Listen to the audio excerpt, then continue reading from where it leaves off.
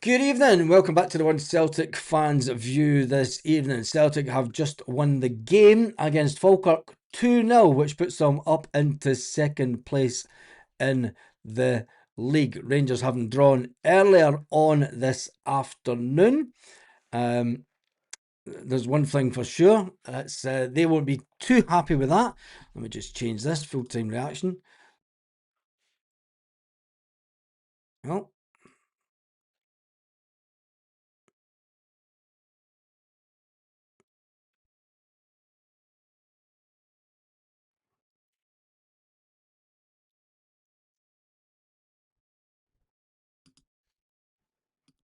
Save that, update that, 2-0 to Celtic. It was an interesting game. We'll just put it back onto this screen. The total shots by Celtic. Passing accuracy ended up at 88%. That's all due to the changes that Martin O'Neill made at the second half. Pass accuracy was away down at 84% in the first half. So just shows you Martin O'Neill did make a few changes. Final third passes, 135, offside, fouls, yellow cards. There's one good thing, there was no yellow cards today for a Celtic perspective, and it was all about just getting a good result. I did say that going into this month, let me just do the Celtics.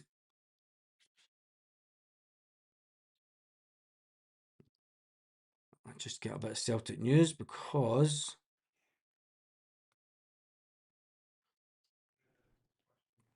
last minute January exit.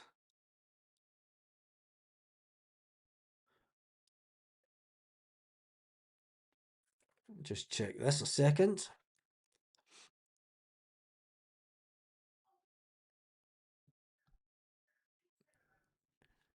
Green Brigade.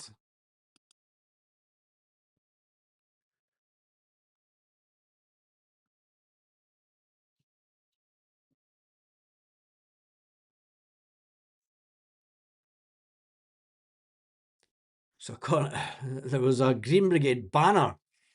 That's why Celtic TV deliberately did not show this banner this afternoon.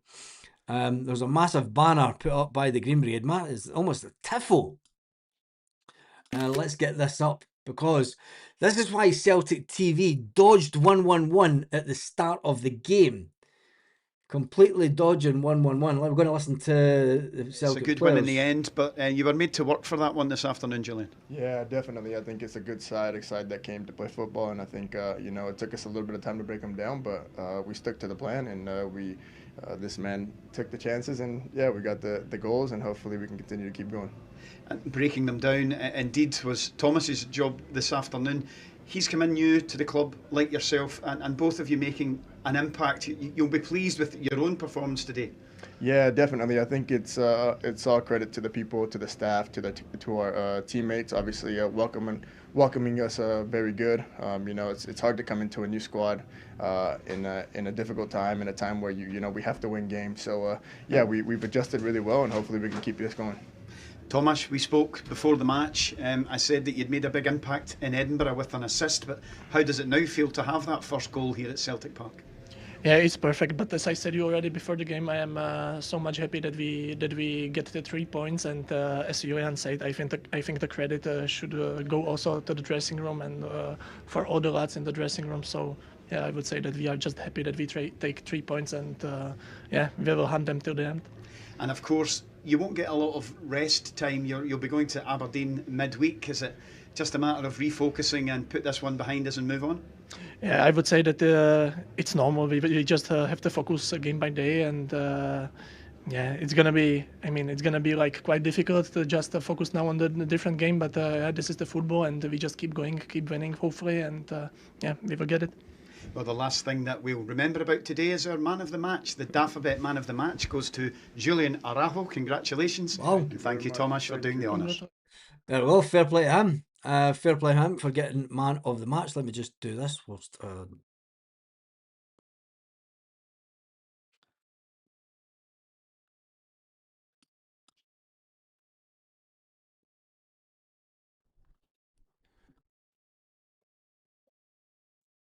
So tell me what you think about the Celtic banner that was put up this afternoon. You can see the Celtic banner up here. Banish the traitors, and the bans coming in from the Green Brigade at the game today. There's one thing for sure. Claudia Wilkerman needs to get those pesky traitors out of Celtic Park. That is just one of the headlines that is out there. Trying to see if there's any update on the players transfer wise, but there's nothing as yet. Celtic are in talk with a few players to coming in tomorrow, and you've got to say it wasn't an easy first half to watch for Celtic. You know, Julian Araujo getting man of the match, which is fantastic for him. Noto Maloney being manager. Didn't know that he was in the running, but anyway, just reading some of the comments. Right, tell me your thought. There's a winger, Celtic set for transfer. That's from earlier.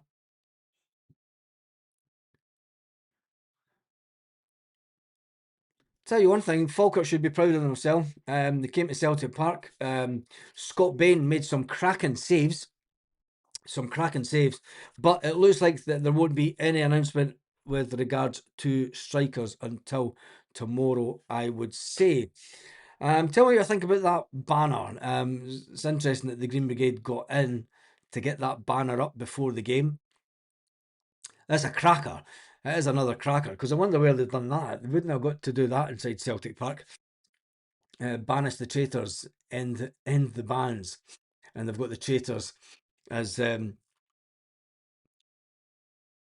Michael Nicholson, Chris Mackay, and I don't know who the other one is. It'll be the head of security. Another fantastic one by the Green Brigade. Some will say it's uncalled for. But anyway, it was all about the players on the pitch this afternoon. Benji Negrin. Tenecti ended up finishing as striker, as did Benji Negrin, which was a bit weird, but it was more like Hatate. That team was just all over the place. McGregor. We need to talk about McGregor. I've tried to defend McGregor as much as I can at Celtic, but he spends far too much time, McGregor, pointing at players. You see McGregor when he had that assist and he was further forward on the left-hand side, he done fantastic to get the ball to Benji Negrin. Now, is Callum McGregor completely wasted in the holding midfield role? Are Celtic playing Callum McGregor in the wrong position? Are we putting too much pressure on Callum McGregor by saying, you know, play in this position and dictate the team? He's not that type of player. You know, we need to get him playing back out on the left, further forward, and creating chances for Celtic. It was hard to watch for the first half. It's got to be said, it was really a tough watch the first half. Whatever Martin O'Neill said, whatever Sean Maloney said, whatever Fozzie said to the players at half-time completely worked. When we started the second half, the defenders were doing the one-touch pass. That's when they started picking up the game. The end of the day, we won 2-0. Was it a game that we should have won? Yes. Was it a game that we expected to win? Yes. When we look at the games going forward, with the fixtures the rest of the month, I said that this would be an easy one for Celtic to win. I expected Celtic to ultimately win this game. We now look forward to Aberdeen. The Aberdeen game is on Wednesday, 3 days, 2 hours and 54 minutes until the kick-off for that one.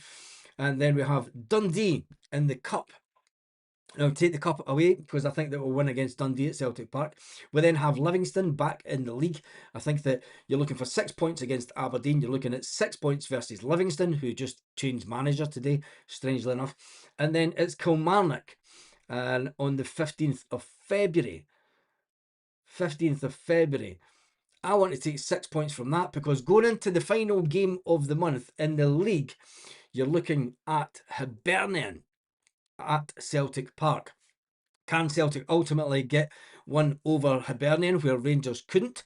I think that we can, which would give us a full complement of points this month. I think that the other two teams Rangers and Hearts may drop some points this month, but that doesn't matter because Celtic, the hard game for Celtic is March, because we then go on to play Rangers, we're going to play Motherwell and Dundee United. Dundee United won't be an easy game, but I think we can just beat Motherwell at Celtic Park. Can we do anything against Rangers away from home at Ibrox?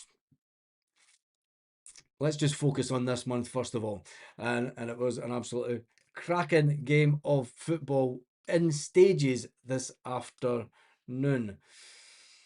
Let me jump into some of the comments here. We need to use February to get the goal difference back in shape. Yes, we do. You know, we've closed the goal difference slightly today. Celtic are still 8 goals behind. 8 goals. There's a lot of football to be played. You know, can Celtic close that? Because ultimately, Hearts are going to keep on scoring goals. Hearts, we need to score more goals, and then I think it's going to come right down to the wire. Right down to the wire. Unless, ultimately, Hearts drop 2 games before now in the end of the season. But even then, that would put us level on points. If they were to lose 2 games against other teams, Hearts would still be top of the table in point difference. Do you know? Can't believe that we bought Mavuka. I thought it was a loan. We're going to talk about the transfer talk tonight. We definitely can still win this league. However, let's see what signings come in before the window closes. And Martin and Bass we trust. Breaking update. Celtic have agreed a $3 million deal with Lorne winger Joel Mavuka. The 23-year-old is in London to undergo a medical. Somebody asked earlier about where it is we hold our medicals. I did say it was in London. But there we go. That's another deal done. Saves me breaking the news for that one tonight. I will be going live later on for a Sunday night special live. And we will talk about transfers coming in. That's one in. One in. It looks like if Celtic have spent money. Let me just do this. On to Twitter.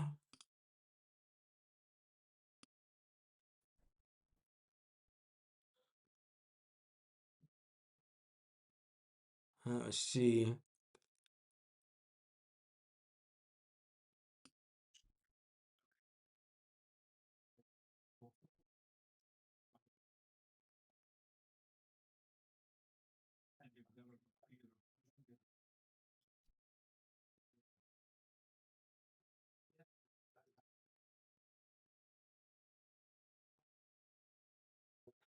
Hey, I'm going to let you listen to this for David Martindale. Times you need, and that I maybe be the one is why they're in their time you need, maybe directed at me, but I will never walk away from this football club.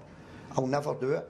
So I'll either get sacked, which probably, or pass away in the dugout, who knows, but, and I'm being honest here, Brian, I don't fear for my job. I don't fear about losing games of football, because see the moment you start acting like that, you're guaranteed it's going to happen. So if I start worrying about my job, there's probably a good chance I'll lose my job. If I start worrying about losing games of football, it's probably a guarantee that I'm going to lose games of football. Now, I'm not saying that that's happening anyway, but as a group, I think it's up to me to try and keep the positivity there, positive energy, and keep pushing the club forward. And then a day later, he steps down as manager. Or he's punted up the stairs. Let me just do this, because there is a couple other notifications that I need to catch up on.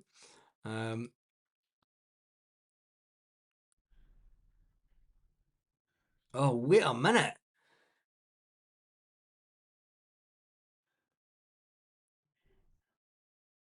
Celtic have lost out on one of the wingers that they were looking at. Celtic have lost out on one of the wingers that we're looking at. It looks like he's away at RB Salzburg.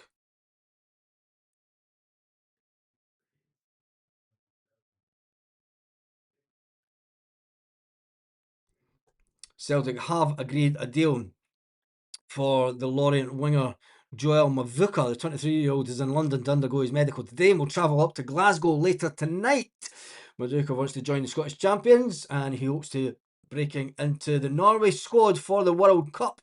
So the Norwegian is here on a full-time basis. Are Celtic about to lose a winger? Are Celtic about to lose a winger? It's an interesting one. So Celtic have spent 3 million in this window. Celtic have spent 3 million on this in this window. Thanks for the watch along, says Magnus. No worries, mate. Let me just switch that off because Celtic TV has just disappeared. No interviews, no nothing. Typical Celtic TV. We really need at least 4 in tomorrow, but I can't see it. Might get 2 in if we're lucky. Well, that's 1 in already.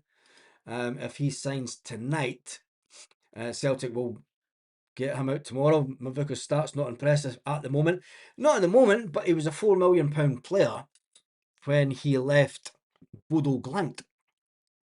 And Celtic will know about him from those days. So that was put out around about 5 minutes ago that the deal has been agreed to buy the player. I thought we were going to get him on loan. Yang off to Hearts for 50k. That wouldn't surprise me. No chance. Yang will be sold for big money. It's all about who does Celtic bring in and who does Celtic lose tomorrow. Let me just see if there's any other update on players that may be coming in. I am going live again later on, 8 PM Celtic part-time tonight, as it becomes clearer on who Celtic may or may not bring in this window.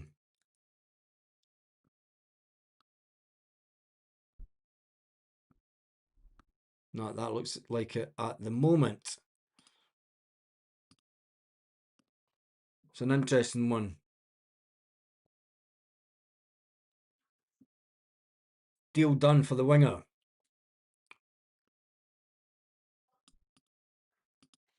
me just go into this.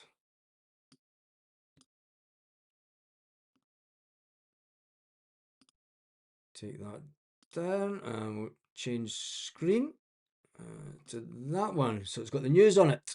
Celtic have agreed 3 million deal for the Lawrence winger Joe Mavuka. Interesting one.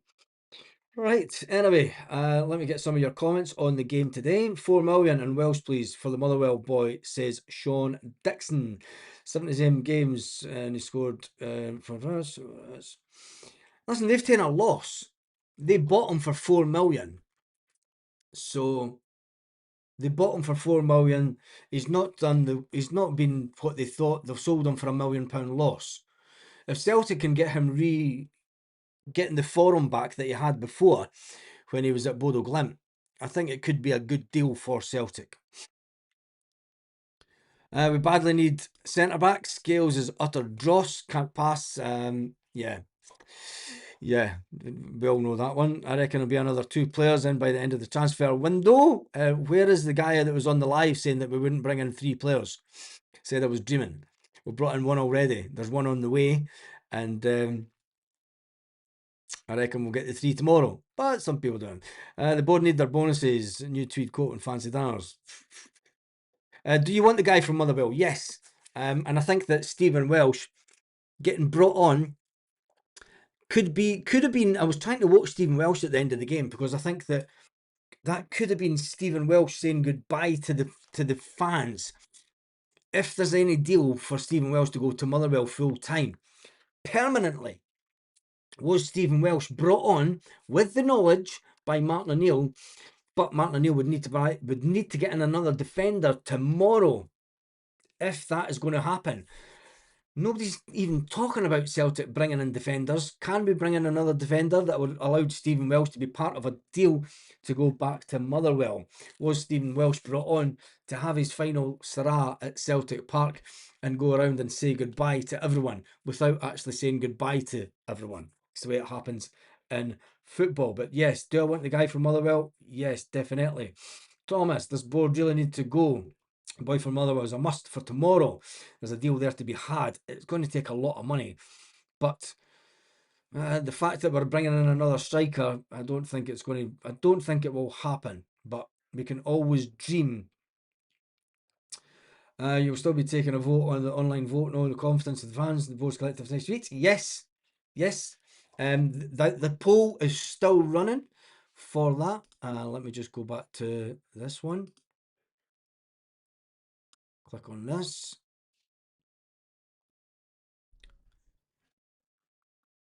And then I'll show you exactly what to do on the screen.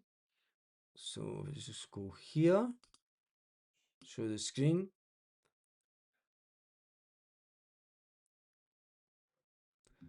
So if you just click on posts there, if you click on posts, it takes you to posts, and then scroll down there, and then you'll see it is at 1,400 votes. Let's try and get that to 2,000 votes before the 3rd. There is a meeting with the Celtic Fans Collective on the 3rd. It was Jim Lister that put this, that sent this into me. Jim Lister says Celtic fans signing a petition or similar for a vote of no confidence to get Michael Nicholson and Chris Mackay to leave the club. Surely if there's an online petition with hundreds of thousands of signatures on it, and Dermot Desmond would need to take notice of this. Do the right thing, resign. Make sure that you click over there and check out that poll. And I just need to go back to this and then do that. And that is the poll. What about the lad from Serie B? Celtic couldn't get a deal done with him, and he has went to another club. He has went to another club. I'm not excited about that. He's not the guy for me, says Brian. We honestly can't grow through the rest of the season with the centre backs. You've got to remember, Brian, when we brought in Chris Sutton from Chelsea, Chris Sutton was doing absolute garbage at Chelsea. That's all I'm going to say. Celtinecti. Should be Celtinecti.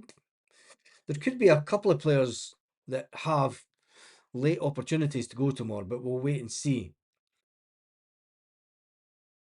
Engels did okay today, maybe because there was somebody in the stand watching them. I'm going to jump through this. That was a Pierre header. I was waiting on someone saying that. It was a bit Pierre Van Hooydonk, wasn't it? It was. You've got to say it was a cracking cross from Kieran Tierney. Tierney puts in a beautiful cross, and that's what the big chap was brought in for. Boom, into the back of the net, and it goes right into the corner. Young Shamrock Rovers striker Noonan has turned down a move to Germany.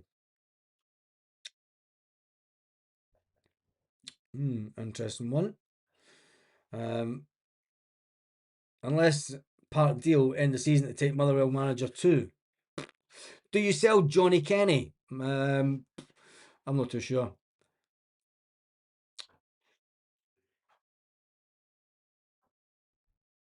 Hilarious. Sefco and meltdown after drawn. They know. Danny Cassie is in the house. He wants rid of Johnny Kenny. Johnny Kenny's got a calf injury, so Johnny Kenny's still one for the future. I think that he's still one for the future. Baz predicted the Czech and then Benji to score. Should have stuck a bet in it. Yeah, you should have, mate. Should have. Balak Wisher might be on the move tomorrow. Oh, he's not going to get a chance under Martin O'Neill. He was brought in by Brendan Rodgers. And ultimately, he will be thinking, what am I doing here at Celtic? I'm not going to get any game time. Does he hang around until the next manager? Does he hang around till the next manager comes in? It's very difficult. It's hard for a player to stick around like that. Assists and goal played 1.5 games, quality. We can't sell him if he's in. We won't pass a medical. Don't get me started with Celtic medicals. Who would you like as the next Celtic manager? I'm still the same guy that I wanted in the last time. I'd still go for McKenna. Down at Ipswich. I think that long term, we need to bring in a manager that will look at Celtic as a 3 to 4 year thing, a project. I don't want to bring in Ange Postecoglou because he'll look at it as a 2-year thing. If we bring in Roberto Martinez, he will not look at it as a 4-year prospect. The only one that may look at it, and I don't think that he would take the job, would be the Scotland manager, Stevie Clark. I don't think that he would be great for us. You never know. You never know, because there's a certain special one thinks that he's a fantastic manager, but I think McKenna, for me, fills what we need at Celtic. We need someone at Celtic that can come in and develop youth, give youth a chance. Do you know, people will complain about the players that were on the pitch today. You've got to, I mean, Martin O'Neill bringing in Dane Murray rather than, Dane Murray's got to be given game time. He's got to have that belief from the manager that I want you to stay here. I'm going to play you in the game today, and then I'm going to bring Stephen Welsh on towards the end of the game, so that Stephen can say his goodbye to the fans. Get a bit of a minute. And Stephen Welsh did, to be fair, when he was on, about 5 minutes after he was on the pitch, Stephen Welsh waved to the fans. I don't know what that was about. I don't know if the fans were maybe singing his name. Robbie Keane could do a job, but need rid of the board. Would Robbie Keane see Celtic as a 4-year plan? You've got to think of the mindset of the manager you're coming in. Don't even mention Clark. He's been mentioned with the Celtic job. That's the only reason that I am mentioning it. I don't think Clark would take the job. No, neither do I. Roberto Martinez, Maloney, Fozzie is the next management team. I think so. I do think that. As long as Nicholson is here, the next manager will struggle. Yes, definitely. There's no doubt about it. Whoever comes in, if Michael Nicholson and that is still here, we need to be putting pressure on him to go. Where is that? It's Maloney. Let me get this one up because it's not on that screen. And I've got to say, for the Green Brigade to getting into the ground today, I wondered why Celtic didn't show the section 111 at the start of the game. They completely panned the camera around and deliberately missed out that section. And I've got to say, fair play to the Green Brigade for going in and doing that tifo. Banish the traitors, end the bans. Keep that up there. But that'll all come out in the next couple of days. Some people may say it's a fantastic window if we get 3 or 4 players in tomorrow, but it's players that we should have had in a lot earlier. Bring in Effie Ambrose. Murray is shite, slow, he's no idea what's around him. He's a B-team player. You need the younger players to come on and get game time. Not everyone comes in and does a Kieran Tierney. You need players to grow within the team. You always get fans that will have a dig at the younger players coming through when we're crying out, and then we complain. Arne Engels has had a 14 million bid. Oh, Nottingham have made a 14 million bid for Arne Engels. Right, that is it. I'm done and dusted for this afternoon. I will be back at 8 p.m. Celtic Park time. Unbelievable. Let me just jump onto this. Let me just do an update. Oh my days. It's just breaking news on Sky. Let me get this up on the screen. It is breaking news. Anthony Joseph has just broken the news that Arne Engels, Nottingham Forest, have made a £14 million bid for midfielder Arne Engels. Do Celtic take the 14 million and run? Let's talk about that tonight. That's a big load of cash for Arne Engels. It does put you in profit. Unbelievable. Make sure you join me 8 p.m. Celtic Park time tonight, because it looks like there may be some business happening with Celtic tonight. Have a fantastic evening, Celtic fans, wherever you are all around the world.